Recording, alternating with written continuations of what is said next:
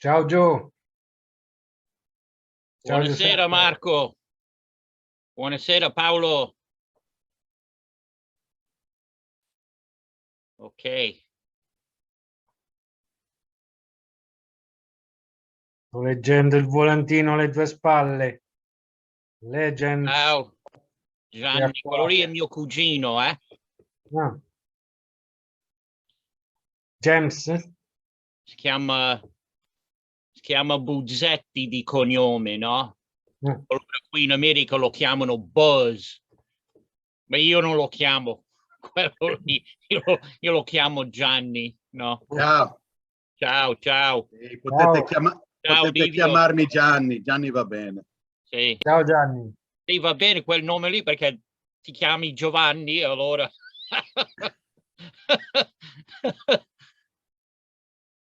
Ma pieno di americani in Italia e di italiani in America. Sì, sì.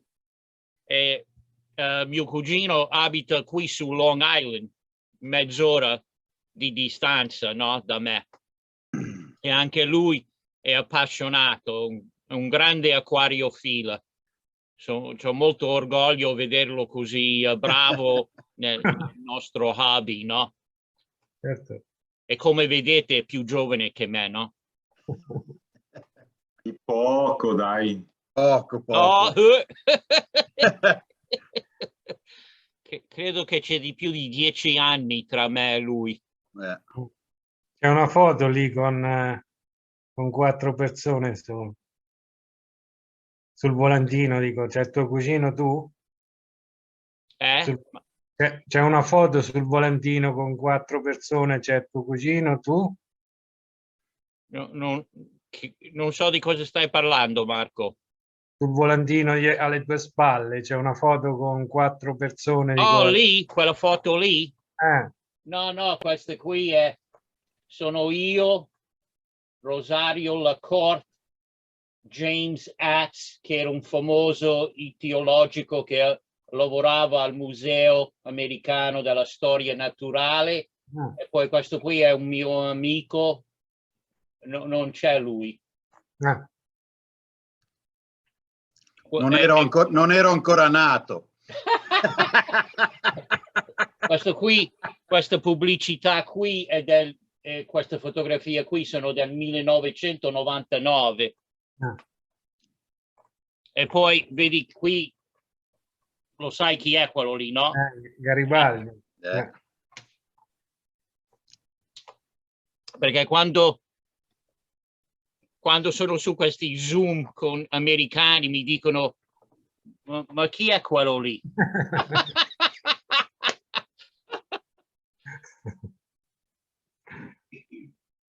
Allora, aspettiamo qualche minuto prima di iniziare, magari arriva qualchedun altro e poi anche facciamo... Sì, ma grazie Livio, non aver premura perché io sono a casa, non sono di fretta, non vado a nessun posto, ho finito il mio programma fuori per oggi, no?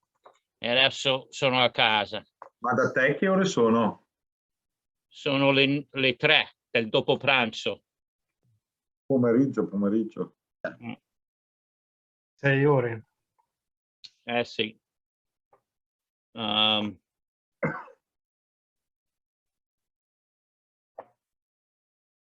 E qualche minuto così. Sì, ma non c'è nessun problema. E delle volte la gente sono preoccupati, hanno da fare, si dimenticano, ce n'è. Oh, ecco Enea. Meno male, così qualcheduno mi può aiutare con il mio italiano, no? No, il tuo è eccezionale, non ti preoccupare. Ciao Enea. Ciao. Paul, I'll be bringing up your name during this talk, so anytime you want to chime in, please feel free. You won't be interrupting me at all. No problem. Ok. No, ma comunque Paul parla settimana prossima. Io ho già preparato la locandina, anzi, così almeno facciamo un 1-2 sui cicli centroamericani. Sì, sì, sì, sì. Di tutto gusto, devo dire. Aspetta che Ciao Paolo. così poi la condivido. Così giusto per farla vedere un attimo, così anticipiamo anche settimana prossima. Certo. Facciamo il live. Spoileriamo la locandina. Eccola qua. Ah, The next week. E quindi siamo sul pezzo, Gio. Cioè, yeah, bella. 1-2, ok? Mhm.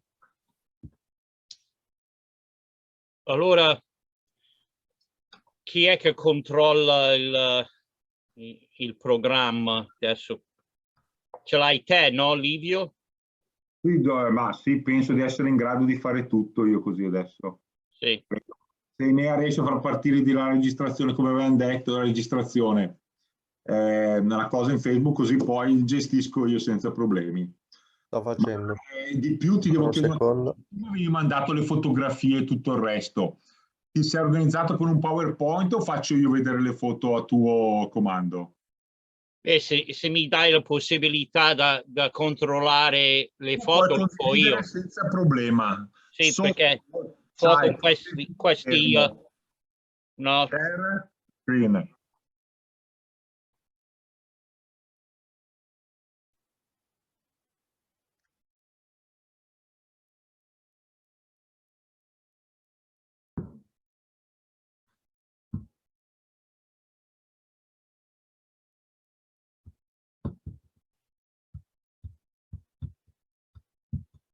Gio, se apri prima il PowerPoint o la cosa, devi averlo aperto prima. ok.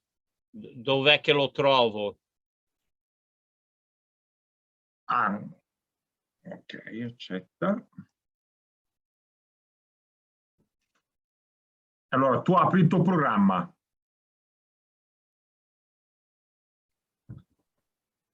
Open your file. Ok. Grazie, Enea. Devi capire una cosa, io ho capito l'italiano, ho capito l'inglese, è solo che non capisco il computer talk. È quello lì che non capisco. Dov'è? Sul schermo dov'è che devo fare clic? Tu apri il tuo file, l'hai già aperto? No, che file? No, non ho capito con che cosa, se tu hai preparato le foto oppure hai preparato un PowerPoint, una presentazione. Sì, ma io pensavo che l'avevi preparata te. Ah no, ma io ho le tue foto, ho tutte le tue foto se vuoi. Tu mi dici quali ordine vuoi, io ce le ho già pronte, le ho già preparate tutte. No, Allora... stavo ben dicendo quello lì, se te... Ah, ok, no, allora basta, allora ho capito. Sì. Allora aspetta che Perché se adesso... non li avessi te, li ho su questo, come si chiama questa cosa qui, a thumb drive. Sì, sì, ma non ti preoccupare, io ce le ho qui tutte, quindi Ok. io vado però in ordine di numero di fotografia? Sì, sì, proprio, esatto. Ok, allora per me il primo è questo qua, adesso te lo mostro così poi... Allora, aspetta, così mi dici se è quello giusto e ti faccio vedere. Sì, sì. È questo per me il primo. Ah, giustissimo. Sì, corretto, grazie. Ok? Allora, comincio? Prego. Allora, ti faccio la presentazione, Gio. Allora, iniziamo saluti, ufficialmente. sì, saluti a tutti e ancora vi ringrazio per questo onore di fare questo programma con voi, perché sai, non mi stanco mai di parlare con altri e poi per me è un piacere speciale fare questa presentazione per i miei connazionali, no?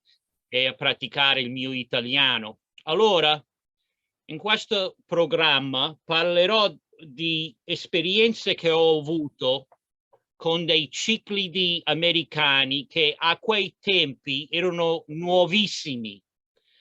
Questo pesce qui, per esempio... Allora, aspetta, Gio, che ti faccio la presentazione, così partiamo, che non ho detto niente su di te. No, beh. No, mi sembra giusto. Allora, benvenuti a tutti stasera. L'AIC torna un po' con le sue conferenze online e abbiamo questa sera l'onore di aprire con Giuseppe Ferdenzi, che è un allevatore da tanti anni ed è anche presidente dell'associazione di acquariofilia locale, insomma, locale, tanto per dire, è molto grande. Okay? Grazie Gio per stasera e grazie per tutta la tua esperienza. Ok? Adesso possiamo andare, prego. Ok, grazie Livio, grazie. Allora, il primo pesce di cui parlerò è questo qui. Penso che forse non lo conoscete perché non è un pesce conosciuto molto. Certamente quando l'ho acquistato io nel 1987, ok. Questo pesce qui, come mi è venuto? Adesso poi vi dico il nome. Avevo due amici nel Kili Hobby e loro sono andati nel 87 alla Repubblica Dominicana e erano con un altro signore che si chiamava Mike Smith, che lui lavorava al Museo Americano della Storia Naturale qui a New York. E sono andati alla Repubblica Dominicana per vedere cosa trovavano nell'acqua dolce. E loro naturalmente, siccome erano almeno i miei due amici, che si chiamano Ken Lazzara, che purtroppo è scomparso, e un altro Bill McNiff, loro per la maggior parte erano interessati in killifish o nei live bearers, non so come si dice in italiano, live bearers. Quando sono ritornati però, avevano 5 di questi pesci qui, questi ciclidi, e loro non mantenevano i ciclidi. Allora mi hanno chiamato e sapendo che io sono, sai, uno che se mi vuoi dare qualche cosa, io sempre trovo del posto perché non c'è pesce che non mi piace, no? Allora loro, sapendo quella cosa lì, mi hanno chiamato e mi hanno detto, sai Giuseppe, abbiamo collettato questo pesce qui, lo vorresti mantenere? E io ci ho detto, ma cos'è? E loro mi hanno detto, beh, si chiama, loro l'hanno chiamato Cyclosoma, no? Perché a quei tempi là, se non sapevi cos'era, lo chiamavi Cyclosoma. Cyclosoma haitiensis. Ok, haitiensis. Mai sentito. Avevo una biblioteca abbastanza grande anche a quei tempi lì, nell'87. Non trovavo niente, non c'era niente su questo pesce nella letteratura americana. E a quei tempi non c'era l'internet come c'è oggi, io non ce l'avevo. E allora chi ho chiamato? Naturalmente il mio amico Paul Loisel, no? E lui mi dice, ah sì, c'è un'entrata per quel pesce lì in Sturba's book, nel libro di Gunther Sterba. Adesso non mi ricordo il titolo del libro, ma quando l'ho acquistato quel libro lì in inglese, infatti c'era questa entrata, ma non spiegava molto. E allora, ok, loro mi hanno dato 5 giovani esemplari di questo pesce, me ne hanno dato 5 che erano nell'87 erano tra 6 e 8 centimetri, ok? E mi hanno spiegato che li hanno presi nel Rio Jaina, I lungo A-I-N-A, Jaina, qualcosa così, no? E in quell'acqua lì hanno fatto le misure, era 33 centigradi, molto alto la temperatura. Il pH era 7,3 e allora mi hanno dato quelle misure lì. Però io non ero adatto nel mio fish room a tenere la temperatura così alta, no? Perché 33 gradi, 100 gradi è 91 degrees Fahrenheit, che è molto alto, no? Ma cosa ho fatto? Siccome non conoscevo questi pesci, non si sapeva quasi niente, ognuno di questi pesci che misurava tra le 6 e 8 centimetri, li ho messi ognuno in una vasca da soli, una piccola vasca che era di misura più o meno 20 litri, no? Allora, ognuno di questi pesci sono andati in una vasca di 20 litri. Adesso, quando li ho ricevuti, li guardavo così, erano dei pesci grigi senza grande aspetto di colore e mi sono detto, ma cosa mi sono andato a pescare qui questi pesci che non sono neanche belli veramente, secondo me, no? Ma nonostante li ho mantenuti, ci davo da mangiare, ci davo guppies vivi. Quello lì era la cosa principale che ci davo da mangiare, perché siccome io pensavo così, che sono selvatici, no? In natura mangeranno dei pesci piccolini, no? E allora avevo dei guppy, sai, quei tipi del Trinidad, non quelli sviluppati dai hobbyist. E allora darci da mangiare dei guppies non era tanto difficile. Ma poi un po' alla volta ho cambiato i cibi, ci davo pellets, come si dice pellets? Non lo so. E altre cose mantenendoli in una vasca, isolati così, almeno sapevo che non si potevano far male uno con l'altro, e quello lì che era la cosa più importante per me, perché ne avevo solo 5. Purtroppo, anche con tutte quelle avvertenze, sono venuti giù con una malattia, no?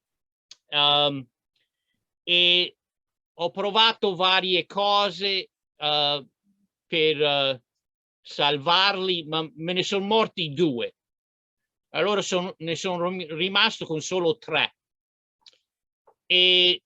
Però quei 3 lì erano sani e un po' alla volta cominciavano a diventare più grandi, no? Che finalmente quando sono arrivati a essere più o meno 8-10 centimetri, li ho tirati fuori da quelle vasche piccoline di 20 litri e ho deciso di metterli in una vasca più grande, però avevo ancora paura che se li mettevo insieme si facevano male, no? Perché sappiamo che delle volte questi tipi di ciclidi sono un po' aggressivi, no?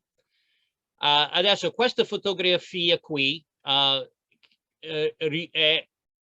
una femmina che quando è arrivata a essere quei 8-10 centimetri l'ho messa in una vasca più grande con next.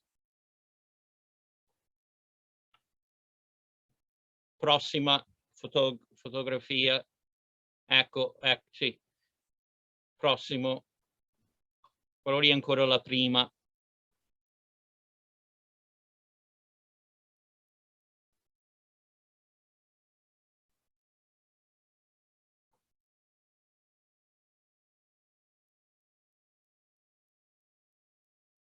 Ecco, ok.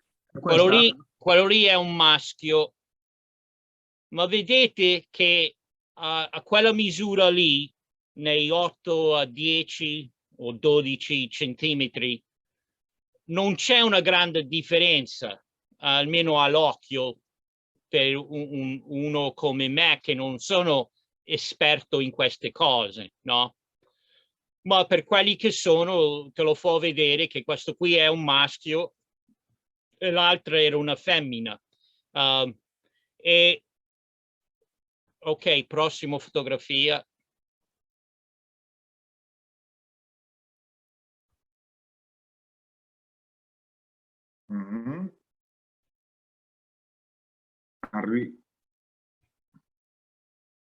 Ok, allora questa vasca qui è di più o meno 113 litri, ok?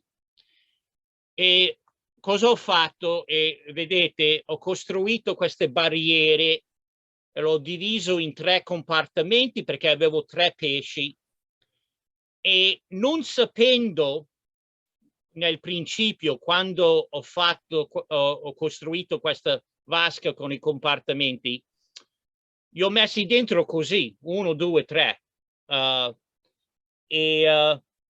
Hanno continuato a mangiare bene, mangiavano del tutto. Ormai a questo punto qui non ci davo più i guppies, no? Ci davo la roba commerciale, no?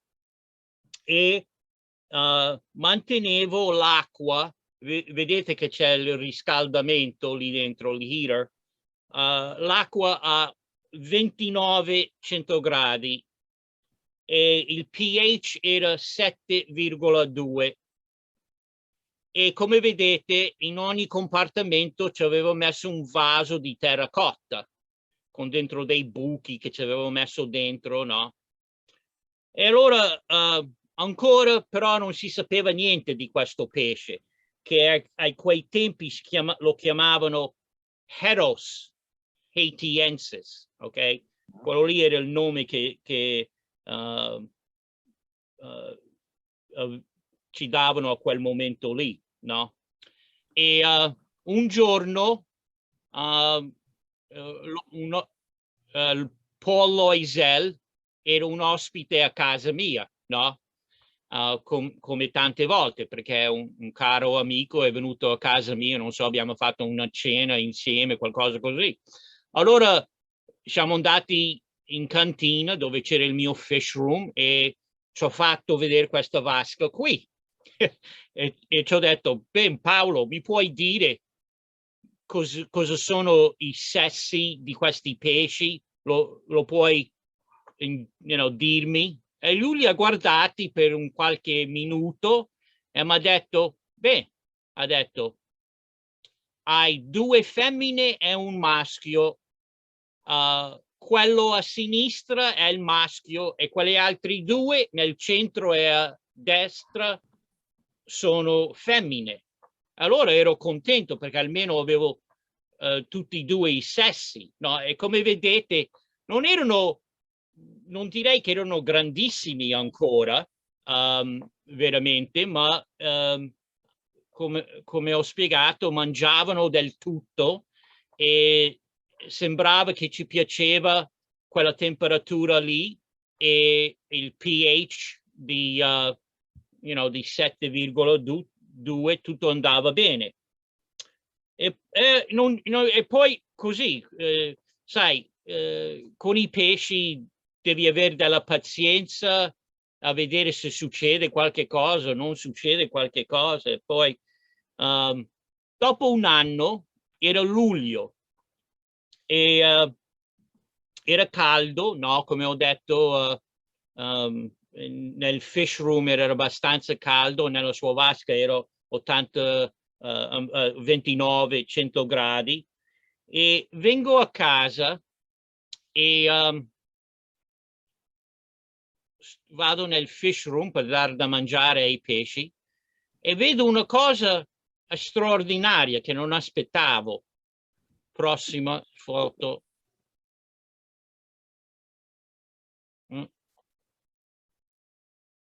Arrivo,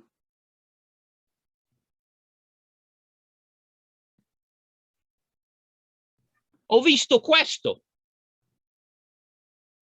ho visto nel compartimento nel centro un pesce nero, tutto nero. Per me era una cosa straordinaria, perché avevo dentro in quella vasca lì, secondo me, solo dei pesci grigi che dicevano niente. Vengo a casa quella sera lì e vedo questo pesce qui, che veramente è una cosa fantastica a vedere questo pesce nero, così nero, no? E vedete che se guardate la fotografia nel basso a destra ci sono dei neonati, li vedete? Ok, allora questo qui è stata la prima volta che ho visto i neonati dopo un anno che li avevo questi pesci. E cosa ho scoperto poi, perché poi dopo dell'allevamento ce n'erano molti di queste cose. Next, prossima foto. Arrivo anche qui sempre un attimo. Ok.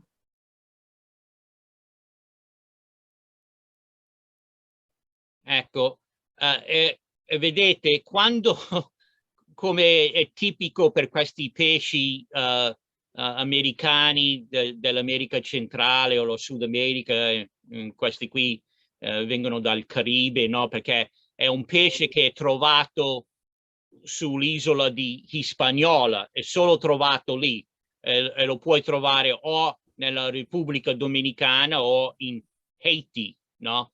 Ma quando ti danno dei neonati ce n'è un barile, no? Next, prossimo. Arrivo.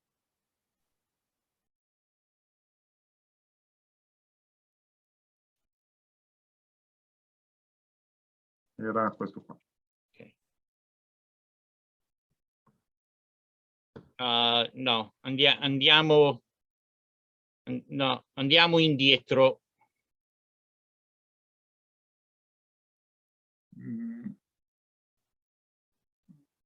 Andiamo indietro un paio di fotografie.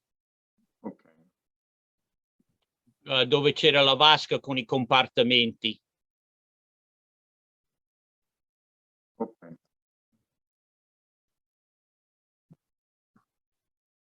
Ecco, grazie Livio. Allora, dopo quella prima volta lì, cosa ho scoperto? Ho scoperto che cosa succedeva?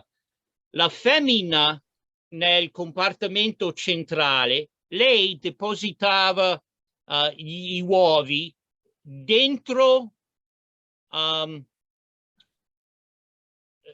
il vaso di terracotta, non il di fuori del vaso, dentro, nell'interno del vaso. E il maschio, che è quello a sinistra, lui li fertilizzava dalla sua parte. Una cosa incredibile, perché guarda, voglio che vedete che a destra vedete quel tubo verde. Quel tubo verde lì è del filtro, no? E c'era uno di quei tipi di filtri dove l'acqua cade giù, no? E il corrente dell'acqua va da destra a sinistra, no? E allora quel maschio lì era forte perché neanche il corrente lo aiutava, no?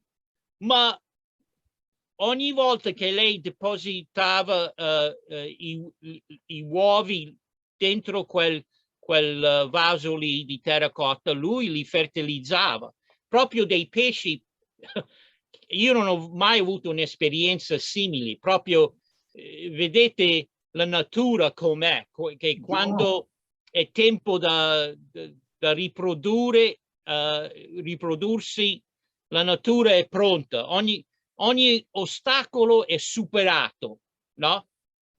Io ho una domanda, Gio, però sì. Il maschio vedeva le uova quando erano deposte? Cosa? Il maschio vedeva le uova quando erano deposte?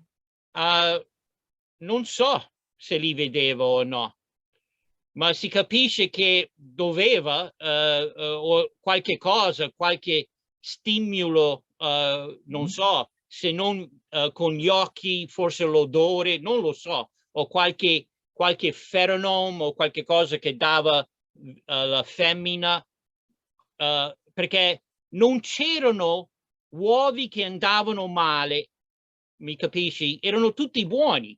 Non c'era, come si dice in italiano, in americano si dice fungus, quando i uovi diventano, sai. Uova ammuffite. Yeah. Sì, sì. Uova ammuffite, con la muffa, funghi. Con la muffa, non c'erano. E allora per quello lì, per me è stata un'esperienza enorme a vedere dei pesci che e questo qui, questo modo che ho usato qui con le barriere, no? Dopo l'ho usato con altri pesci, no? Per esempio avevo un ciclide che viene dall'Ecuador, si chiama Feste, a quei tempi lo chiamavano Cyclosoma Feste, che è un ciclide molto più grande, e anche con loro usavo questa barriera e la femmina depositava gli uovi su una pietra che era sotto la barriera e il maschio lo fertilizzava dalla sua zona. Ma quello lì era una cosa che aspettavo di più, perché la femmina li metteva proprio su una pietra proprio vicino alla barriera, no? Ma qui i uovi erano messi dentro questo vaso e come ho detto, non di fuori. Se erano depositati fuori, nel di fuori, non sarebbe stata una cosa così straordinaria, secondo me. E l'altra cosa che è interessante è che l'altra femmina, quella tutto alla destra, lei non ha mai messo giù dei uovi. Chissà. Era sempre quei due lì, quello nel centro e quello è il maschio là a sinistra. Poi aspetta un attimo, Gio, perché forse Miles voleva chiedere una cosa, ma non so se hai risposto. No. Mi sentite? Sì, sì. Ma i piccoli nati erano di sessi vari, cioè maschi e femmine? Sì, no, sì. Ecco, perché la domanda, no, che può venire, almeno a me viene in mente, non può trattarsi di partenogenesi. Sì, sì, no, erano no, erano di tutti e due i sessi, perché poi da lì, per esempio, una volta, poi li crescevo. Perché ultimamente si stanno scoprendo delle cose sulla partenogenesi, no? Addirittura sugli uccelli. Dopo i rettili, gli anfibi, i pesci, ci sono tanti casi sui pesci, sì. Di recente anche sugli uccelli addirittura, per cui era una domanda. Sì, sì, no, capisco, sì, sì. Spiegare la partenogenesi cos'è, la capacità di riproduzione, la partenogenesi è la capacità di riproduzione senza che ci sia una fecondazione. In genere nascono tutte femmine, in genere, però anche qui è un a volte anche maschi, effettivamente. Complicato, sì. Tenevo a dirlo, visto che magari non tutti che ti ascoltano sanno certo. questo aspetto interessante. E si sta scoprendo sempre di più ultimamente, no? Proprio quest'anno la notizia che hanno scoperto casi di partenogenesi, non ricordo in quale specie di uccello. Mentre nei pesci è abbastanza comune, negli insetti non ne parliamo, negli anfibi e rettili è relativamente comune. Il drago di Komodo, per esempio, si riproduce spesso per partenogenesi, negli zoo in particolare, perché lì è stato scoperto.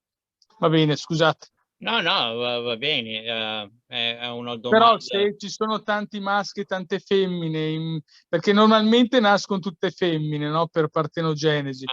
Qualche volta un maschio, però se sono sessi misti vuol dire che è riuscito a fecondare effettivamente. Sì, sì. Qui penso anche questo, che la femmina a destra non l'ho mai vista depositare dei uovi, forse perché, non so, il maschio era troppo distante, chi lo sa, lo sapete, la natura ne ha dei segreti, dei misteri, no?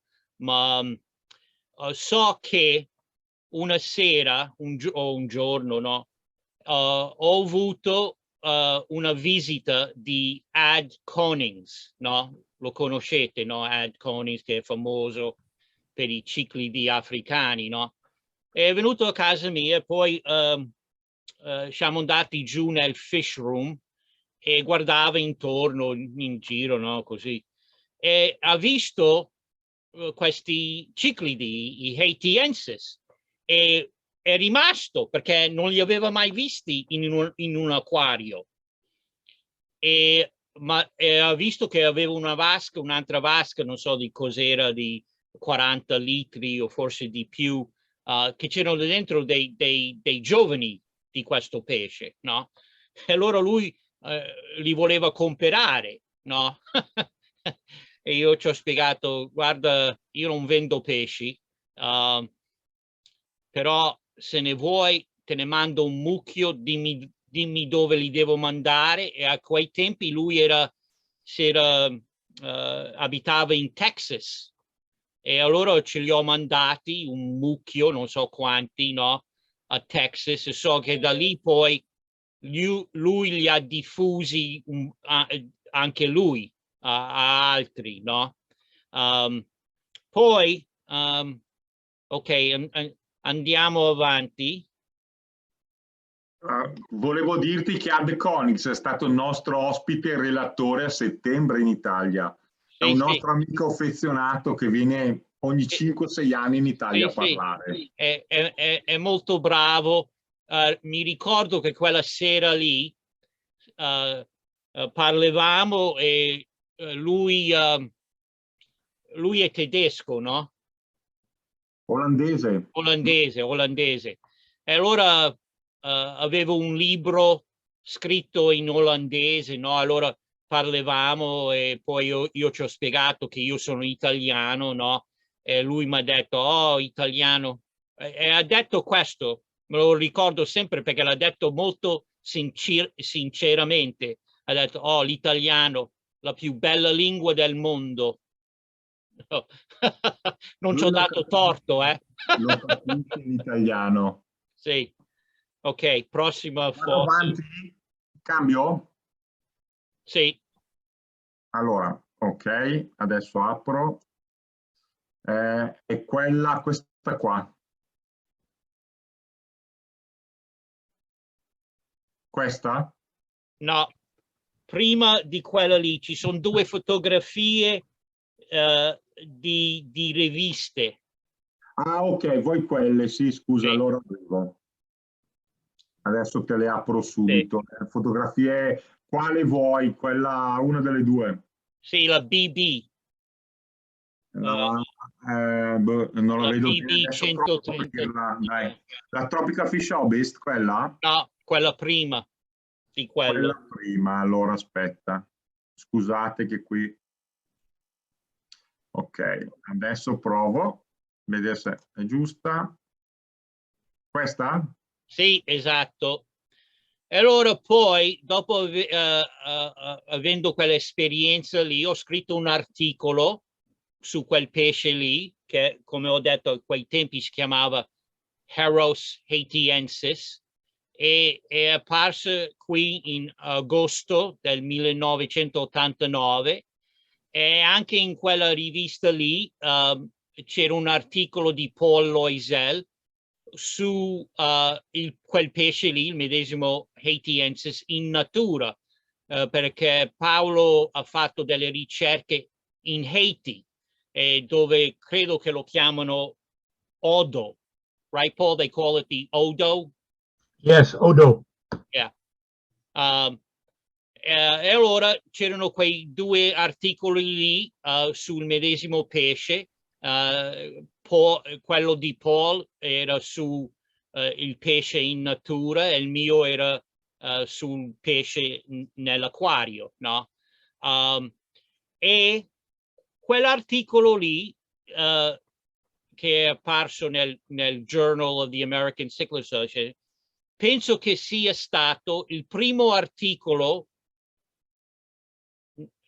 certo negli Stati Uniti, ma penso anche nel mondo, il primo articolo su quel pesce lì, l'allevamento di quel pesce lì in un acquario.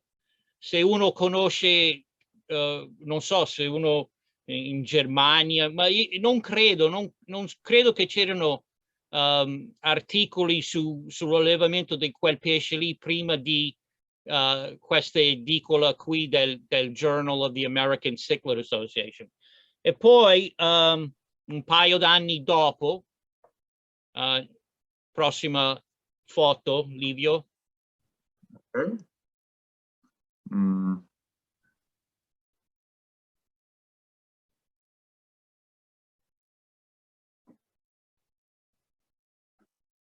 Quel medesimo articolo con qualche piccolo cambiamento è stato su Tropical Fish Hobbyist in luglio del 95. Ormai lo chiamavano già una cosa diversa, invece di Heros haitiensis lo chiamavano Herichthys haitiensis. E qui ci sono stati i primi foto a colore, perché nel primo The Buntbarsch Bulletin, quello dell'American Cichlid Association, le foto erano in bianco e nero, no? E allora questa rivista qui è stata la prima a far vedere le fotografie in colore, e specialmente quella fotografia della femmina tutta nera, ok?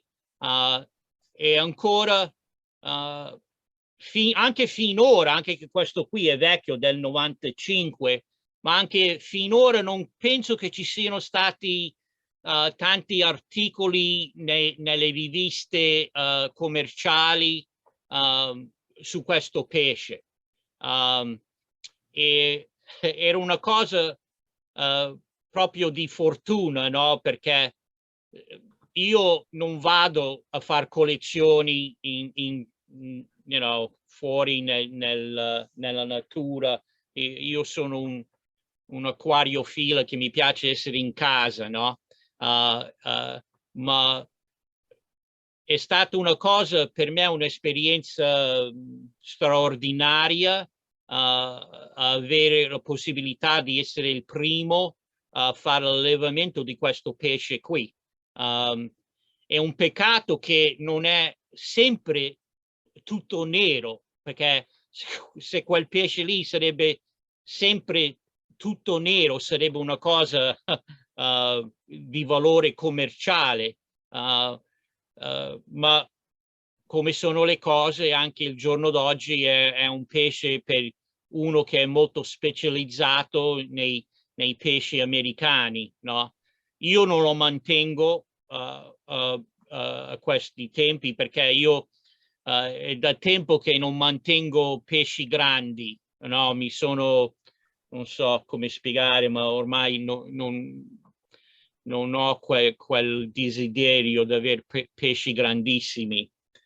Ok, allora poi un paio d'anni dopo mi è successo un'altra fortuna con ciclidi americani. Ok, prossima foto. No, c'è il libro, no? C'è la fotografia di un libro, no? Ah, ok. Sì, certo. Sì, Lexicon.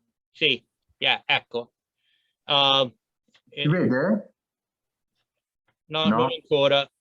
Ok, eccolo. Ok. E quella fotografia che vi ho fatto vedere della femmina nera è stata scelta poi per inclusione in questo libro qui, ok? Che è di Herbert Axelrod, che l'unica cosa che direi però, perché quando quella foto lì l'ho vista in questo libro, non ero contentissimo e vi dirò perché. La fotografia era bella, era tutta nera, ma non hanno spiegato niente, ok?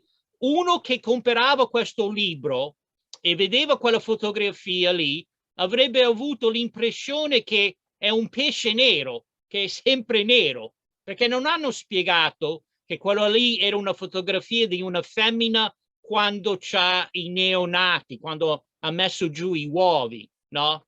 Ok, so, secondo me quello lì era è un fallimento, no? Che rende un libro, che valore vuole avere, no? A metterci quella fotografia lì. Non hanno poi messo neanche la fotografia del maschio a far vedere che è un pesce grigio con delle macchie nere. No, no, no. E poi l'altra cosa che non hanno fatto, che mi hanno disgustato, è perché quella foto di quel pesce è stata scattata da un mio amico che si chiamava Joe Losito, che era bravissimo a fare le foto, perché io fo schifo con le foto, no?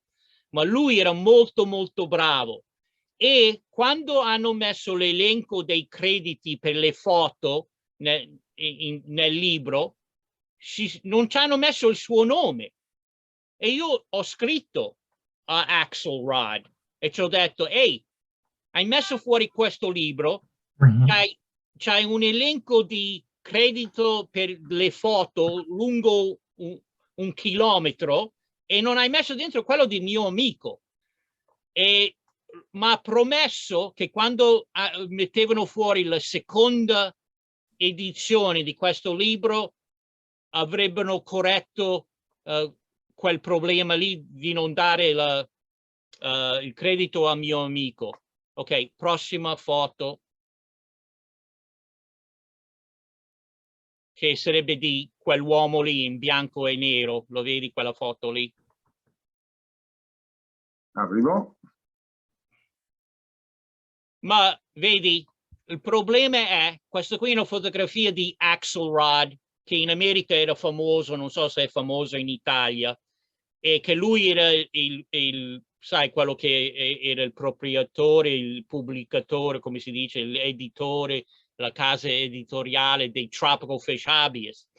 Ma si sa che lui era un bugiardo, ok? L'ho scoperto tanti anni dopo, perché è venuta fuori la seconda edizione di quel libro lì e ancora non c'era il credito per quella foto lì per il mio amico. Allora mi sono proprio, disgustato con la sua casa editrice, perché quando fai una promessa, per me è una cosa, sai, che si deve fare le promesse, se no non hai onore.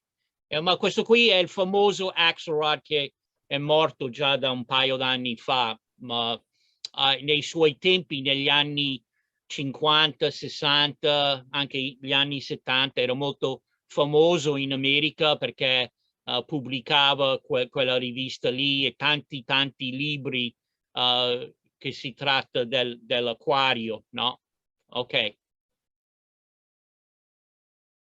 Prossima foto.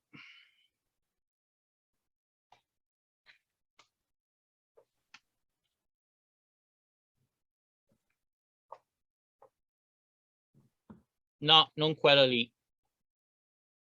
Ce ne sono, quella che hai fatto vedere con i vasi, no? Che c'erano dentro i vasi, sì.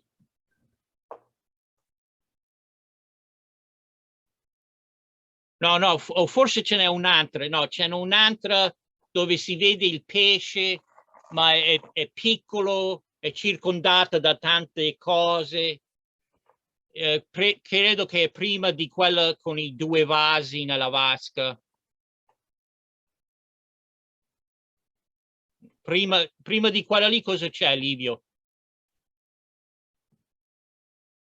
No, prima di quella lì io non so niente adesso da come mi hai mandato. Prima di Ok. quella lì c'è i piccolini, gli avannotti. No, beh, questa vasca qui ce l'ho dentro per un'altra ragione. Andiamo alla prossima foto, per favore. Ok. Arrivo. Forse ho sbagliato io. Ho in anno lutte alla prossima. Sì, sì, ma è piccola, non è quella che hai fatto vedere già. Ok. Questa con la femmina? Quando lo vedo lo saprò. No, no, no, no, no. Ok.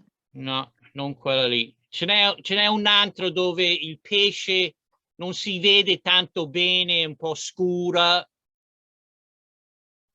Ecco, grazie, quella lì. Ok. Allora, poi un'altra fortuna è venuta nel 95. Il medesimo anno quando è stato pubblicato il mio articolo su Haitiensis, su quella rivista americana Tropical Fish Habeas. In quell'estate lì del 95 io ero andato a fare una visita a Paul Loisel, che lavorava a quei tempi là al New York Aquarium, no? E l'ero andato a vedere perché ci volevo parlare di certe cose e in più avevano un pesce all'acquario che si chiamava Zyphophorus montezumae, che era un Zyphophorus straordinario che non avevo mai visto, no? E allora loro facevano l'allevamento di quel pesce lì a quei tempi e sono andato per prenderne un qualcheduno per fare l'allevamento anch'io. Ma intanto che ero lì, Paul mi sta dicendo che hanno scoperto, ha ricevuto lui un nuovo ciclide dall'America centrale e ha barbotato un nome che io non avevo mai sentito e che me ne voleva dare degli esemplari. E nel principio la mia reazione era, oh mamma mia, un ciclide dall'America centrale, oh che castigo, perché quasi tutti sono quasi tutti sono grandi, sono aggressivi, non sono il tipo di pesce che mi interessa, no? Io, sai, mantenevo killifish, io mi piacciono i pesci piccolini per la maggior parte, no? E lui, Paul, mi ha detto il nome di questo pesce, me l'ha detto così naturale che, sai, come se io lo sapresti anch'io quel nome di quel pesce lì, invece non lo conoscevo. E quasi mi sono detto, bene, forse Paul si dimenticherà e non riceverò mai quel pesce lì, no?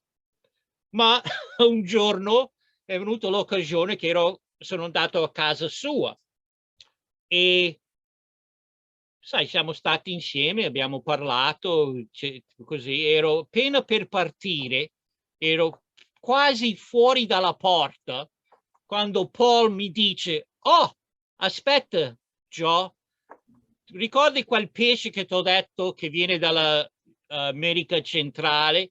Ce l'ho già messo in un, sai, un sacco, no? Per te. Allora sono rimasto che ok, li dovrò portare a casa perché non voglio offendere Paolo e dire no, no, no, non ho posto per dei pesci, dei ciclidi simili, no? Ma risulta che sì, quel pesce lì, come lo vedete, lui me ne ha dati 4, che erano già 2 paia, no? 2 maschi e 2 femmine. E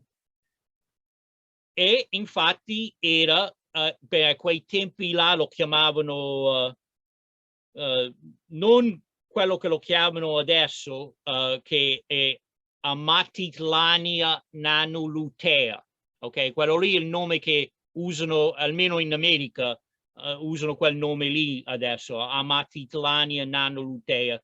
Certi continuano a chiamarlo Cryptoheros nanoluteus, ma a quei tempi che me l'aveva dato Paolo, Al Geyer li aveva descritti come Archocentris nanoluteus nel 94, e questi pesci venivano dai fiumi di Panama sulla parte che fronte il Caribe, no? L'Atlantico, quello lì, e venivano da quei fiumi lì. Allora me ne ha dati due paia, come ho detto, e ancora io sapevo niente di questo pesce. Avevo mai sentito il nome, non avevo mai letto niente su quel pesce lì, ma sono arrivati a casa mia in quell'estate lì del 95. E allora cosa ho fatto? Li ho messi, siccome erano piccoli, no? Li ho messi in una vasca di 60 litri. Prossima foto. Adesso quella foto Livio con le due, i due vasi.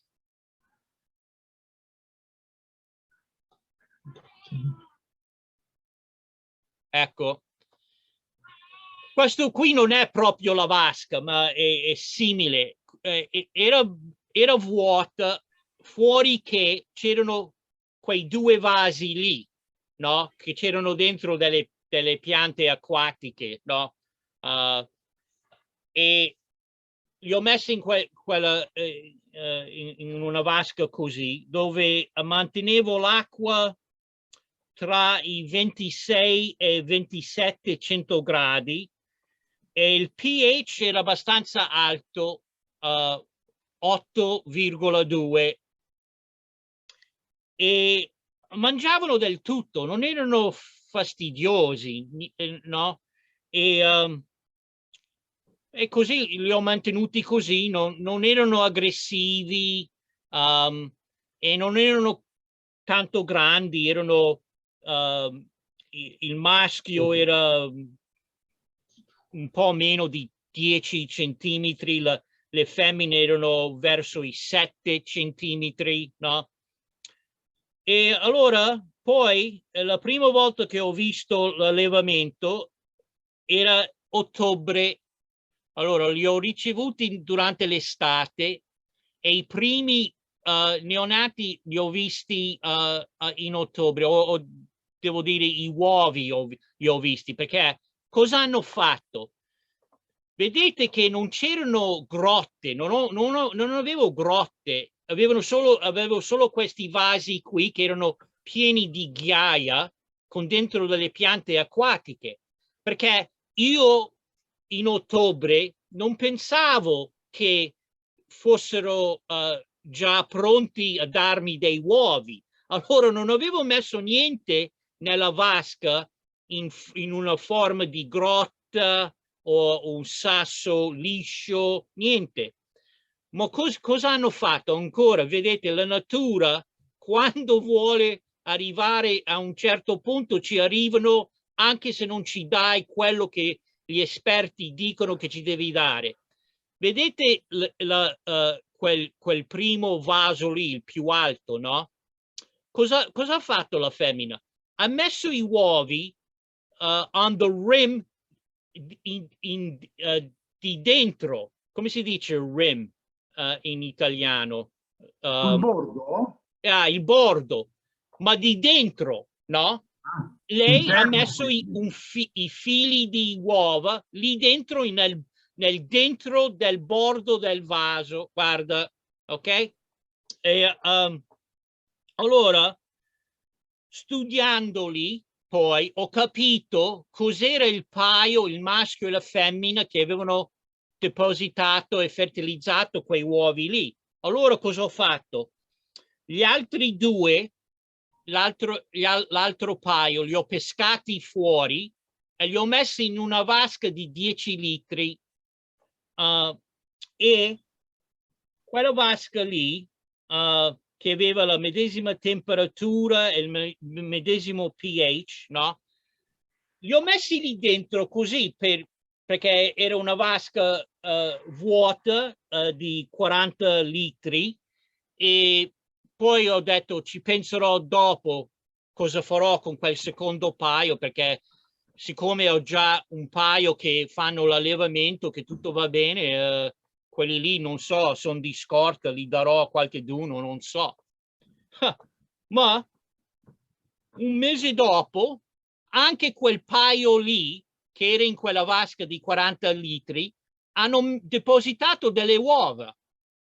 Adesso pensate, in quella vasca lì era vuota, non c'era né vaso, né sassi, né niente, né piante, niente. Dove hanno messo le uova? L'unica cosa che era diverso in riguardo a quella vasca di 40 litri, che era una di quelle antiche che si usava in America una volta negli anni 50 e 60, che sono fatti di acciaio inossidabile, no? E sapete che con quelle vasche lì, negli angoli, no? È nero. L'angolo è nero e uno non puoi vedere in quell'angolo lì perché c'è l'acciaio inossidabile, no? Ma vedi, i pesci hanno capito che, guarda, questo angolo sembra di essere una zona sicura perché è tutta nera, tutta buia, non si può vedere intorno e hanno scelto quella posizione lì per mettere giù le uova, guarda. Allora, quando poi uno legge nella letteratura delle volte, ci vuole questo, ci vuole quello là, i pesci non sono d'accordo, perché loro, se non ci dai la grotta, se non ci dai il sasso, se non ci dai la pianta, delle volte trovano un altro modo, lavorano con quello che c'è nella vasca, no? E allora, da quel punto lì, ero molto contento. È la prima volta che ho visto i neonati da quel primo paio nella vasca di 60 litri. Naturalmente ho chiamato Paolo, no? Siccome era lui che mi aveva regalato questi pesci, volevo che lui sapesse che avevo avuto un po' di successo. Allora io chiamo Paolo sul telefono, no? E ci dico, guarda Paolo, sai quei pesci che mi hai dato, quei nanoluteis, hanno avuto i uova, hanno messo giù e sono nati dei neonati, così. E lui molto tranquillo, perché Paolo, te lo dico, è sempre tranquillo, no? Mi dice, oh, va bene Joe, perché sai, quel pesce lì l'ho dato a 3 persone, incluso te, e te sei stato l'unico a aver successo. E io sono rimasto, davvero, sono stato il primo a fare l'allevamento di questo pesce. Stai scherzando, no? Io pensavo che, non pensavo che io avessi un pesce così raro, no? Ma infatti poi è vero perché, ok, andiamo avanti con le foto.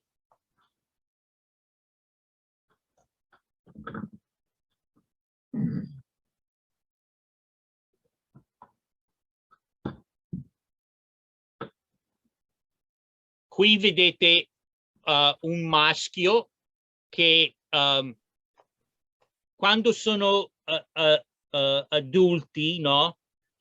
I maschi sono nella zona di 12 centimetri. Non è grandissimo, ma neanche non è piccolissimo come certi apistogramma. E è un bel pesce. Anche i maschi, quando hanno l'allevamento, diventano leggermente gialli con quelle macchie nere, no? E è un pesce, non è aggressivo, non distrugge le piante acquatiche, è proprio un pesce molto adatto, secondo me, molto adatto all'acquario. Prossima foto.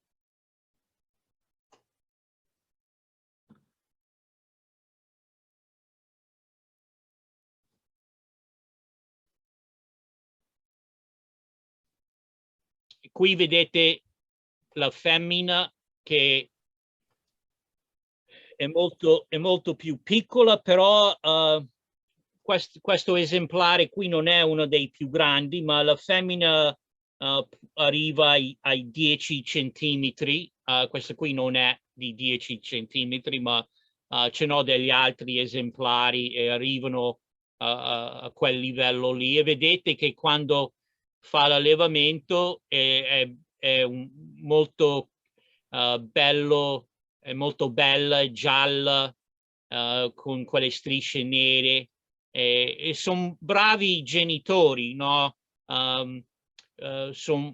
Poi vedremo un piccolo film. C'è il film adesso, Livio?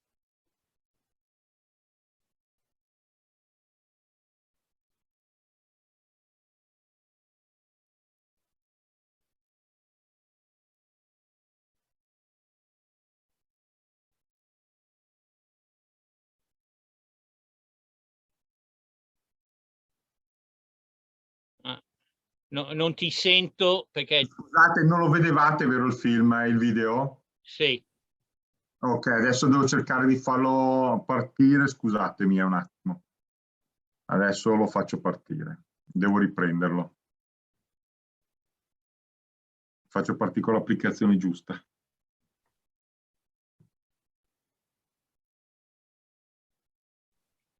Ci metterà un attimo così, Sì.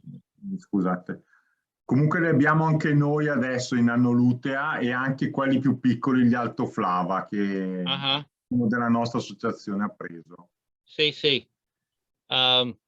Infatti recentemente qui in America c'è una rivista che si chiama Amazonas, che penso che c'è anche in Germania, e nel edicola del cos'è questo qui?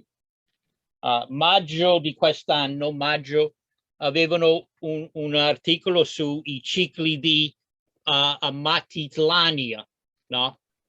Adesso sappiamo che ce ne sono varie specie, no? Ma a quei tempi era un genere non tanto conosciuto, Posso far partire, Joe? Ci provo. Ok. Si vede? Sì. Lo faccio partire allora. Vedete i neonati, no? Lì, e vedete come fanno guardia i genitori, no? Sono veramente carini questi pesci. E vedete che tutti e due, il maschio e la femmina, sono bellissimi quando hanno l'allevamento.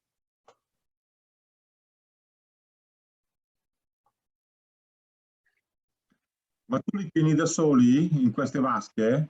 No, in quella vasca lì ce ne sono degli altri dei Nanolutea. E loro fanno la guardia incontro gli altri Nanolutea. E riesci a crescere i piccoli o li catturi? Sì, però la maggior parte delle volte li tiro fuori. Ne lascio un qualche d'uno e crescono insieme. Sì, si possono tenere insieme. Questa vasca qui è di 60 litri. Non è grandissima. No, non 60, 80. Questa qui è di 80 litri, questa vasca qui. E come vedete hanno il suo territorio, perché vicino a questo pezzo di legno a sinistra c'è una grotta fatta di ceramica, no? E lì dove mette i uovi. in quella grotta lì.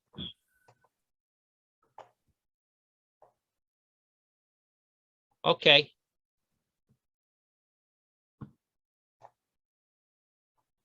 Adesso penso che c'è una fotografia di una rivista. Sai che io invece ho finito le foto, mi sembra? Cosa? Credo di avere, mi senti, credo di avere finito le foto io invece. No, ce ne sono ancora delle altre.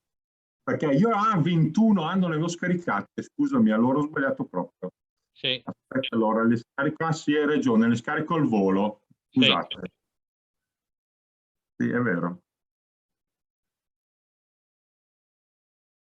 Adesso lo faccio, scusatemi. Ok, quello del Bundbarci e Bulletin, Sì. quella? Sì, quella lì. Vado a prenderla, scusatemi. Fatto, boh, quale sarà? Adesso provo a vedere. Ok, ce l'ho. Vado? Sì.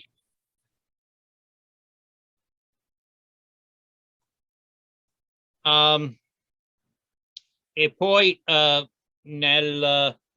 in febbraio del 97 ho scritto un articolo per il American Cichlid Association e vedete che sulla copertina c'è scritto Cyclosoma perché a quei tempi lì lo chiamavano quello lì Cyclosoma nanoluteus o ci mettevano in parentesi Cyclosoma arcocentris nanoluteus, ok?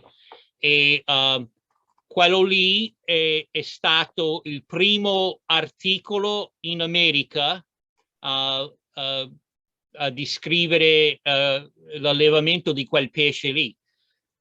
Certo era il primo in America, può darsi che era anche il primo nel mondo, da quello che so io. Quando è apparso questo articolo, però, hanno fatto un sbaglio, no?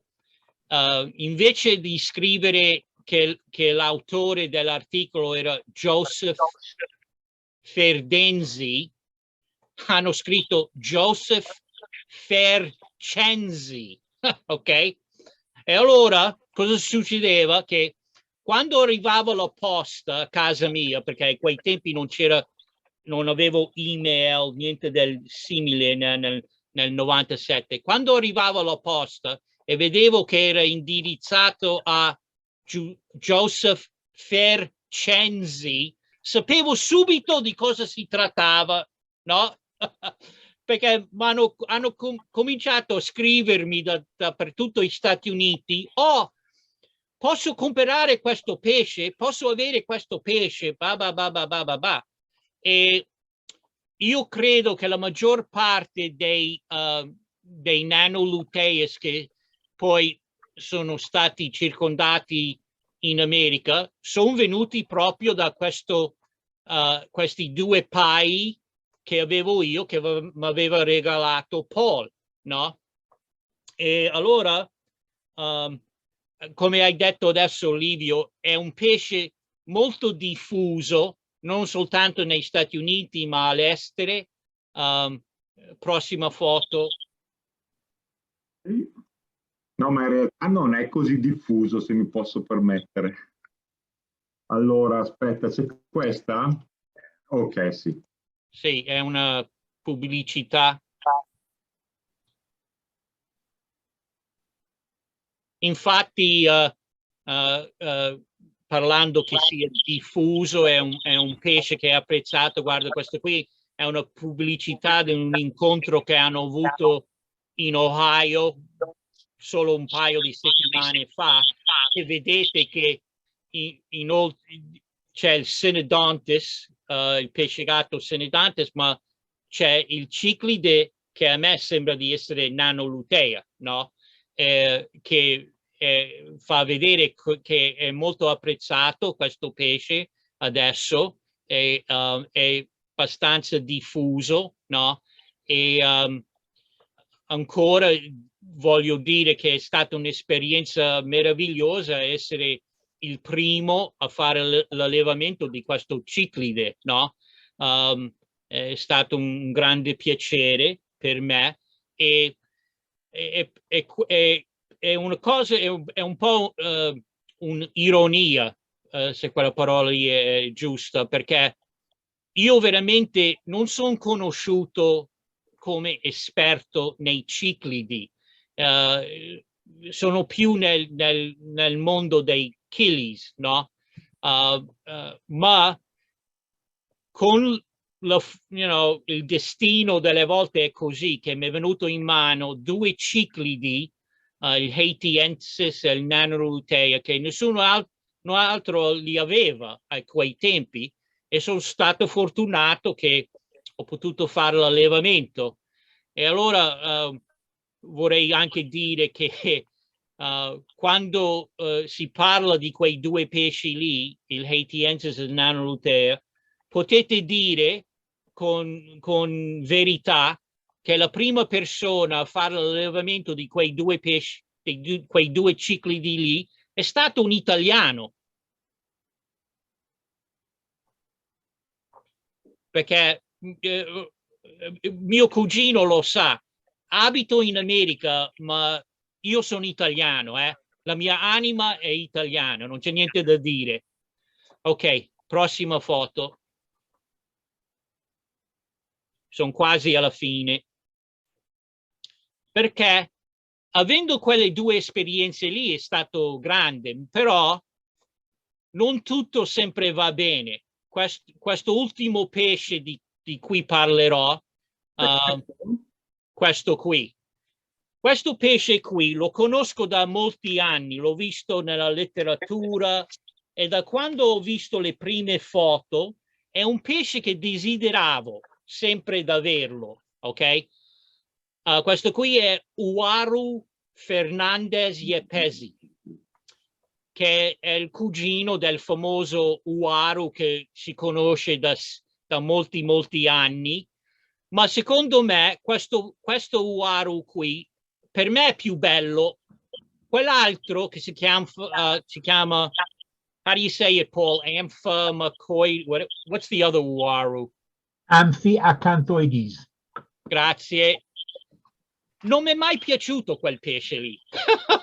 Non so perché, una cosa così.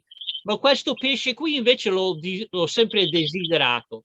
Però non si vedeva mai nei negozi, in nessun posto.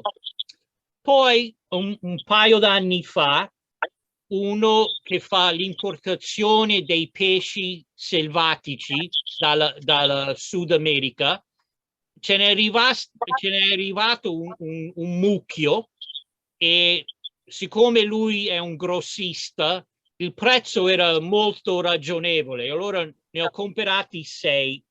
E questo pesce qui viene dal Orinoco, il bacino Orinoco, no? E lui ha ricevuto questi pesci qui da un esportatore della Venezuela, naturale, no? Che vengono dalla Venezuela, e sono stati solo descritti scientificamente nel 1989. Allora sono abbastanza recenti alla scienza, ma io dall'89 fino a ora sapevo che c'erano, perché avevo visto le foto nelle riviste. Allora finalmente in gennaio del 2020 ne ho acquistato questi 6 esemplari, che non erano piccoli, erano più o meno 12 centimetri già, ok? Però questo pesce qui cresce più grande di 12 centimetri, no? E li ho messi in una vasca di 200, più o meno 200 litri, una bella vasca piena di legno, piante acquatiche. E la cosa che mi ha detto l'importatore è che si dovevano mantenere a una temperatura alta, e allora io li ho mantenuti a 84 gradi Fahrenheit, 84-86, che sarebbe 29-30 gradi, 100 gradi, da 29 a 30, no? E hanno mangiato subito, mangiavano dei cibi commerciali, così, andavano avanti bene. Un'altra cosa che ho scoperto è che questi pesci qui sono vegetariani, ok? Se ci dai della lattuga, la mangiano su tutta. Poi ho fatto un'altra scoperta, che ci piace a mangiare molto la najas, che qui in America si chiama guppy grass, no? E la najas, per fortuna, io ce n'ho un mucchio, ho delle vasche che sono piene di najas, e una volta non sapevo, quando ce ne avevo così tanto, cosa ci facevo dentro. Mi dispiaceva toglierla e buttarla nella mondizia, ma poi ho scoperto che loro, quella najas lì, per loro è come un dolciume, no? Loro ci metti dentro un mucchio, ma voglio dire un grande mucchio così, e fra un paio di giorni è tutta scomparsa, la mangiano tutta, ok? E, però cos'è successo? È che hanno cominciato ad avere una malattia, vedete quel primo pesce lì verso la testa, vedete che già c'ha dei buchi, un po' di buchi, no? Ho provato a curarli, ho adoperato un po' di formalin, altre cose, ma non sono riuscito, e uno alla volta sono morti nei primi 9 mesi, fuori che uno. Allora, li ho presi in gennaio del 2020 e adesso siamo quasi a gennaio del 23 e ce n'ho ancora una che non so perché è ancora viva, gli altri sono morti, questo esemplare no, ce l'ho ancora. Non so cosa ho fatto sbagliato. Prossima foto.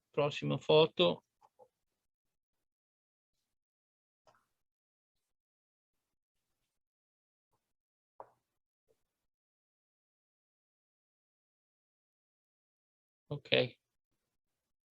Eccolo qui, questo qui è quello che ho ancora. Non è una bella foto, ma si vede che dopo 3 anni ce l'ho ancora, che vuol dire che si è adattata all'acquario e che quello che ci do da mangiare va bene, e che la temperatura di 29-100 gradi va bene. Prossima foto.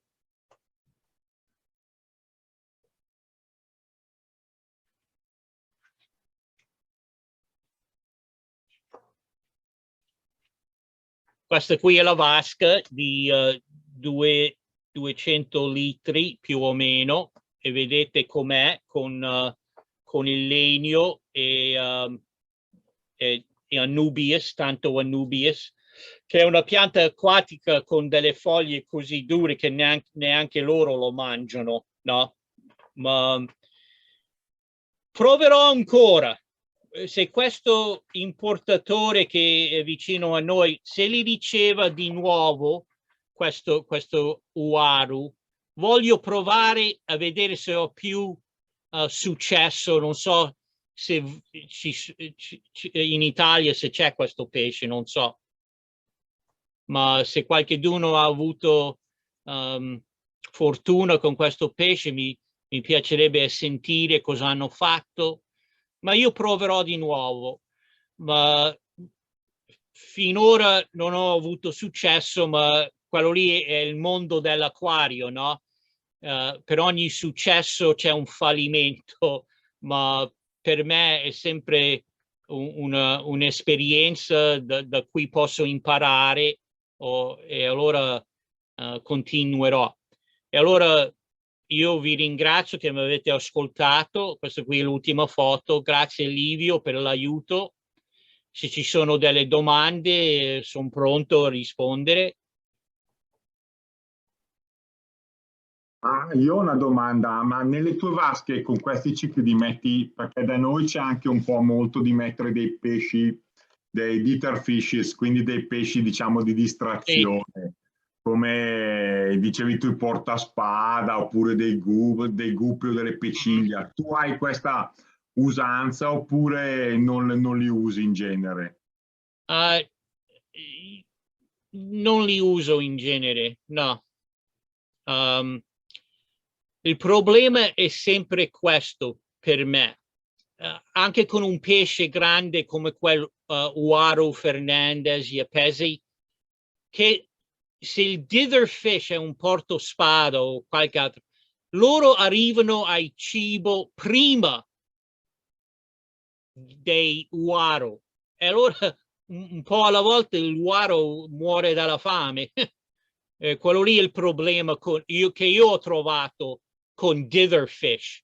Per esempio, delle volte dicono, oh, se fai l'allevamento di apistogramma, sono molto timidi, non li vedi se non c'hai dentro dei dither fish, robe così. Ma il problema è che se c'hai dentro dei dither fish, loro mangiano le cose, i cibi che ci dai prima che ci arriva l'apistogramma. Quello lì è il problema, no? Allora mi contento che se quei pesci lì si vogliono nascondere, li vedrò un po' alla volta, no? Ma per la maggior parte le mie vasche, e ce n'ho di più di 60, no? Sono tutti solamente un specie di pesce e basta. Ce n'ho qualche duna dove ci sono dentro, come si dice in americano, sono community aquariums, ma i pesci in quei community aquariums che ho sono stati selezionati con grande cura, che siano pesci della medesima velocità per arrivare ai cibi. Non so se mi spiego bene. No, molto bene, ti sei spiegato molto bene. Per me quella lì è la cosa più importante nel community aquarium. Sì, non vuoi dei pesci che sono aggressivi, che mangiano gli altri pesci, ma però devi stare attento che quei pesci lì sono compatibili, che vanno d'accordo nella velocità in cui arrivano al cibo che metti dentro nell'acquario, se no è un disastro per quelli che ci vanno lentamente, no? E per quello lì che con quegli Uaru lì, l'unica cosa, però c'è un pesce con quei Uaru, ma non perché sia dither fish, ma c'è dentro dei Corydoras panda. E naturalmente i Corydoras panda non possono non possono contestare i Uaru, no? E poi qui in America, sai, quell'Uaru lì lo chiamano il panda Uaru. Ci hanno dato quel nome comune lì. E allora per me è una cosa, sai, c'è il panda Uaru e il panda Cory, è il mio panda vasca, ma la mia vasca panda, no. ma quello lì è l'unica cosa che permetto delle volte, e che se ci metti dentro un pesce gatto piccolo come un Corydoras o anche un Ancistris, allora sì, perché per esempio in certe vasche in cui fa l'allevamento dei killifish c'è dentro solo uno esemplare di un piccolo Ancistris che per mantenere le foglie delle piante acquatiche, no? Perché che non ci sia troppo alghe, no? Ma loro con i chili non c'è nessun problema, no? Perché i chili mangiano in un modo e loro mangiano in un altro modo, e non c'è nessun problema, perché poi sono piccoli, non sono aggressivi, quei pesci gatti di quel tipo lì.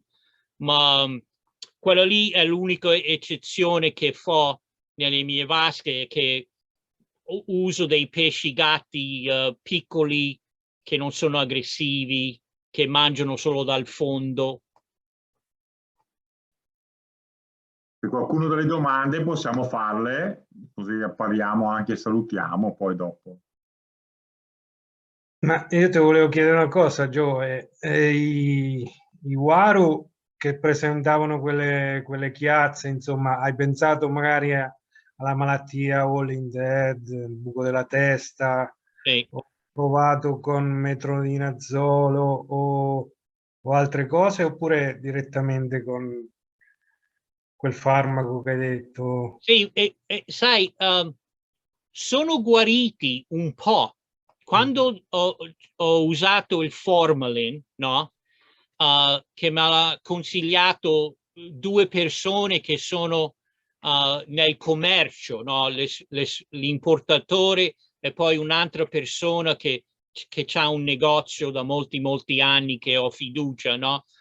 Infatti è stato lui che me l'ha dato il Formalin, me l'ha dato gratis, no? E mi ha detto come usarlo, no?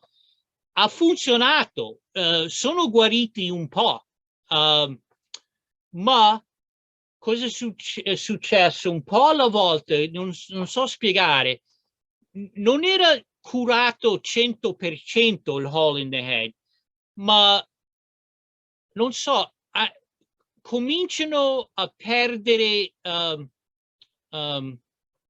peso. Non so, o che non ci do del mangiare giusto o che c'è qualche cos'altro, perché uno deve ricordare che quando si tratta dei pesci selvatici, che questi pesci qui questi Waru sono selvatici, no? C'è sempre delle cose, dei misteri che non puoi mai duplicare esattamente le sue acque, e penso che siano dei pesci abbastanza delicati questi Waru, no? Io l'altro Waru non l'ho mai avuto, neanche uno, perché non mi piaceva, non l'ho mai provato. Allora non so dire che differenza c'è tra uno e l'altro. L'altro, certo, ce ne sono tanti acquariofili che hanno fatto l'allevamento dell'altro Waru, no? Ma questo qui non credo. Paul, do you know anybody who's bred this Fernandez Yepesi in captivity? Not to the best of my knowledge. Ecco, vedi, Paolo dice, se non lo sa Paolo, non lo sa nessuno.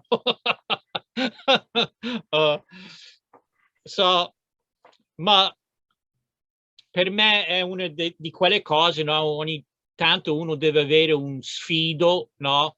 Nel mondo dell'acquario, se no diventa una cosa troppo semplice, no?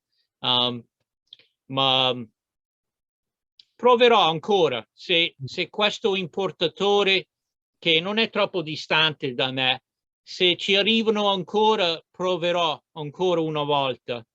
Ma poi smetterò, perché non mi piace ammazzare i pesci, eh.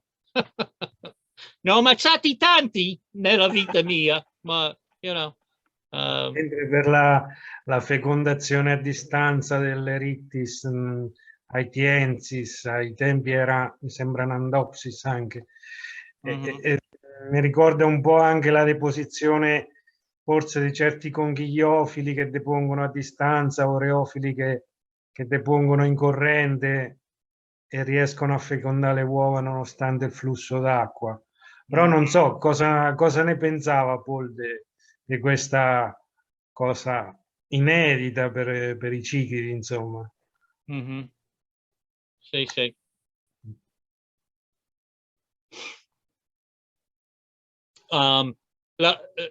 In Italia l'avete visto questo pesce qui, questo Waru Fernandez Yepesi? Sì, una volta ogni tanto qualcheduno lo alleva, però sì, ci sono delle grosse difficoltà. In negozio si trovano però, sì, abbastanza frequentemente e di allevamento. Sì, sì. Non selvatici. Probabilmente nell'est Europa li allevano. ma stai parlando dell'altro, no? No, il Fernanzi. Di questo. Oh, sì? Di questo. Li ho visti di recente in negozio, giovani. Sì. Ok. Io di articoli su questo pesce, non so, non ho visto niente su YouTube o non ho ancora letto un articolo sull'allevamento di Fernandez e Pesi. Non ho ancora visto. L'avete visto lì in Italia? Non me lo ricordo onestamente, però secondo me qualcheduno l'ha riprodotto, sì. Io no, però vedendoli con una certa frequenza in negozio immagino che qualcuno li riproduca. Mentre per gli Aitiensis io li ho visti anche di recente, li abbiamo visti in negozio, credo che siano questi, li vedi? Sì. Questa è una foto che ho fatto io. Sì, sì. Sono questi. Questo è un negozio però in Germania. Sì. Sì, yeah. E ne ho visto delle fotografie anche dove, come in quella fotografia che hai appena fatto vedere adesso, Livio, in quella fotografia lì, se guardi bene, la femmina però, vedi, non è tutta nera. È vero. Come la mia era. È vero. Mm. Metà e metà, un po' grigetta, un po' nera. Ma dici che è una varietà diversa oppure... No, non so, forse è l'età, forse questa qui è una femmina più vecchia, perché la mia era giovane, no? Non so, forse quando si invecchiano non sono tutti neri, hanno un po' di grigio, o può darsi che questo Haitiensis viene da un fiume diverso dal mio, dove sono un po', c'è una qualche differenza, non lo so. non lo il so maschio nessuno. anche verso il giallo. Yeah. Perché anche lo sapete che in Cuba c'è un altro una specie di ciclide che è molto simile al Haitiensis, il Nandapsis tetracanthus, come si chiama? Sì, quello lì è quello lì, è quello lì. È giusto. Tetracanthus non lo nominiamo, sì. Allora mi stai dicendo che questo qui può essere quello di Cuba? No, questo credo che sia Haitiensis, questo. Okay. Ma quello che viene dalla Cuba è molto molto simile. Sì. Forse ha una fronte più marcata? Adesso Marco, a dirti da memoria non potrei dire cos'è di differente, ma solo che sono molto simili dalle foto che ho visto io. E penso di aver visto degli esemplari del Cuban, del ciclide cubano qui in America, forse a vari incontri, robe così, no? Ma vedete che è veramente un pesce per uno specializzato in questi tipi di pesci, perché veramente guardando quel maschio lì, per me non mi dice niente, no? È un pesce grigio con un po' di macchie nere qui e là, no? Non è una cosa che ti fa saltare gli occhi in bellezza, no? È come, ok, all right. Ma molti pesci che alleviamo noi così sono a volte. Sì, sì. E allora, ma la cosa che è interessante è quando arriva un pesce nuovo, no? Che non hai esperienza, no? Delle volte devi avere, ovviamente della pazienza, ma anche un po' di fortuna. Ma io so che, per esempio, quando ho avuto quei Haitiensis, penso di aver, di aver fatto la cosa giusta a tenerli separati, perché chissà cosa poteva succedere se li mettevo tutti insieme, non so, perché quei tipi di pesci lì sono aggressivi, no? Quello lì si sa.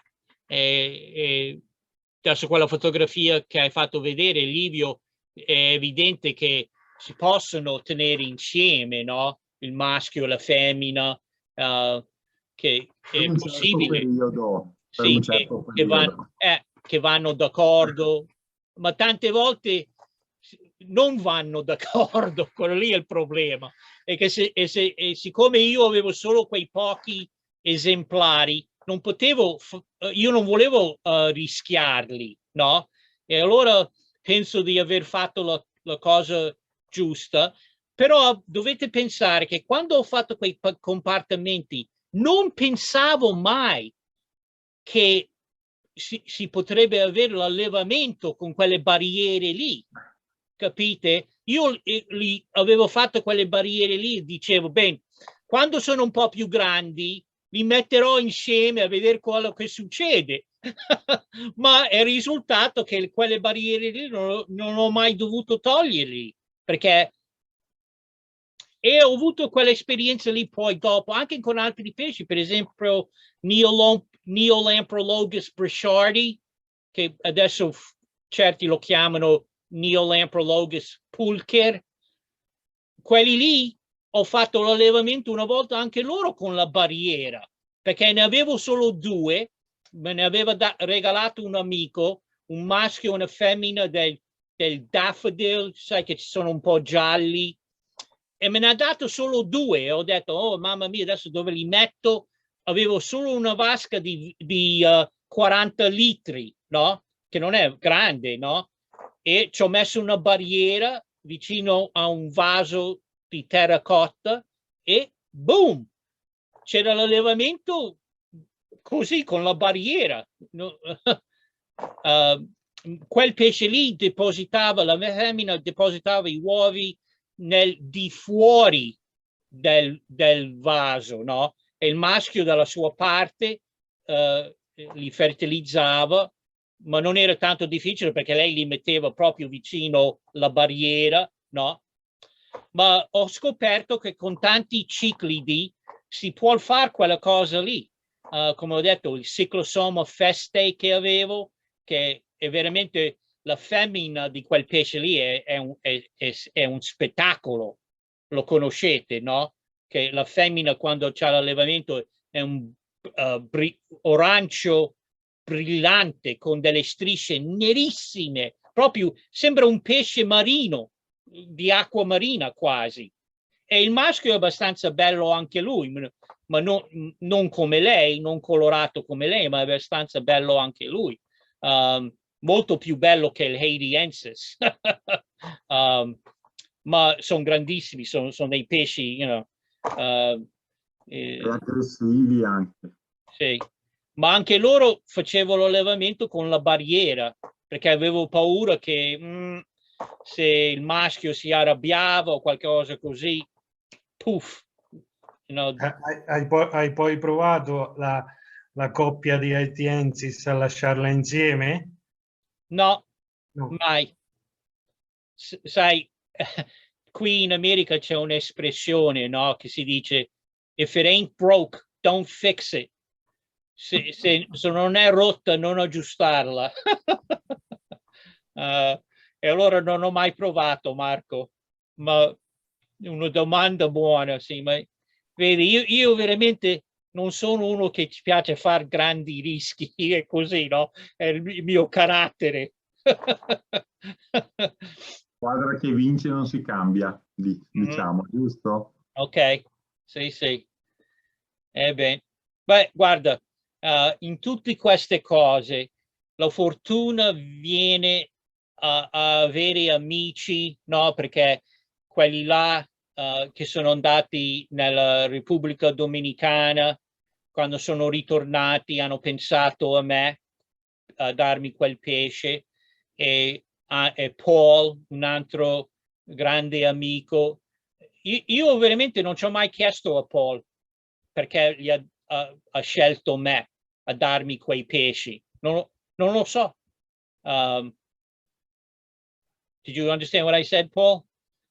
I said to this day, I really don't know why Paul picked me to share those nanoluteus. I never asked you. I don't know why you picked me. Because I knew you'd keep them and do the job. Okay. Per te le vasche. So, come dico sempre, no? In questo hobby, le cose che ho sempre apprezzato, molto più che i pesci, sono state le amicizie. Sono d'accordo, io credo che le associazioni, gli amici all'interno delle associazioni possono fare molto e anche mantenere viva la fiammella che insomma non è mai facile tenerla per lungo tempo, della passione. Sì, questo lo ritengo. Allora io chiuderei adesso, Joe, faccio vedere una cosa così poi, cioè settimana prossima, attenzione, abbiamo, l'ho detto prima, lo mostriamo adesso, abbiamo Paul Loisel che è qui fra noi anche stasera, che ci dà, oggi abbiamo sentito le esperienze un po' d'allevamento, invece Paul ci parlerà un po' del gruppo dei CDD centroamericani. Quindi settimana prossima abbiamo, diciamo, il completamento un po' della conferenza di stasera con un altro grande esperto. E quindi lunedì prossimo ancora. E l'altra comunicazione di servizio per i soci invece e anche non soci assolutamente.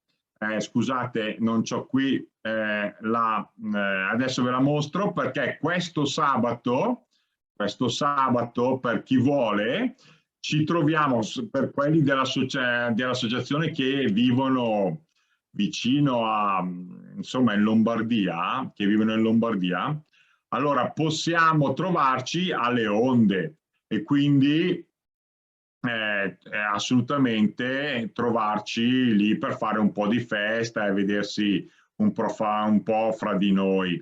Scusate, cerco di vedere se riesco a condividere la cosa, ma non ce la faccio. Andiamo bene. Condividi, annulliamo e condividi di nuovo. Eccola qua. Quindi se abitate in Lombardia ci troviamo sabato pomeriggio dalle Onde Secrets, così soci e non soci per trovarsi un po' fra di noi, scambiare due chiacchiere, così giusto prima di Natale vedersi, roba di questo tipo. Quindi Joe, grazie per tutto, per questa bella serata e ci vediamo settimana prossima con Paul Loisel, quindi. Ok. Next week. Sì, grazie. Grazie, ciao. Grazie a tutti. Buonasera. Ciao a tutti. Ciao, ci vediamo il prossimo mese. Ciao a tutti. Ciao. Ciao. Ciao, grazie.